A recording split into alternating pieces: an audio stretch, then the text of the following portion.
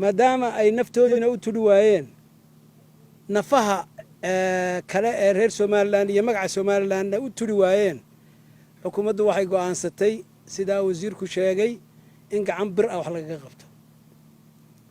inaan naxariis dambe loo gelin mar hadday tashan kari waayeen in loo taliyo culimaan la isugu yeedhayn cuquul kalaan la isugu yeedhayn kharash dambaan lagu gelayn wax aynkaas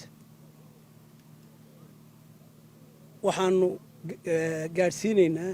dadka wanaagga jecel reer Somaliland dhagtu taagan tahay inay xukuumadda go'aanka qaraar qaadatay laguna taageero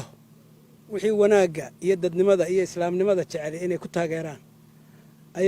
ayaanu halkan soo taagnay waxay Soomaalidu ku mahmahdaa dab munaafiq shiday muumin baa ku gubta loo aaba yeeli maayo oo naxariistii hore ma jirto oo kana sharaf leh iyo kana magac leh iyo kana caynkana ma jirto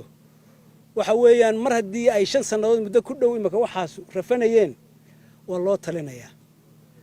marka qaranka Jamhuuriyadda Somaliland go'aanka xukuumaddu gaadhay haday golayaasha qaranka tahay haday waxgaradka tahay haday culimada diinkii hore galay tahay haday shacabka wanaagga jecel tahay mid guda ku nool iyo mid dibad ku noolba in xukuumadda la isku barbartaaga arrintaa oo aan xal kale loo haynin ayaanu idin deeqsiinaynaa halkan ay soo taagnay kagana wakiilnay xukuumadda. والسلام عليكم ورحمة الله وبركاته.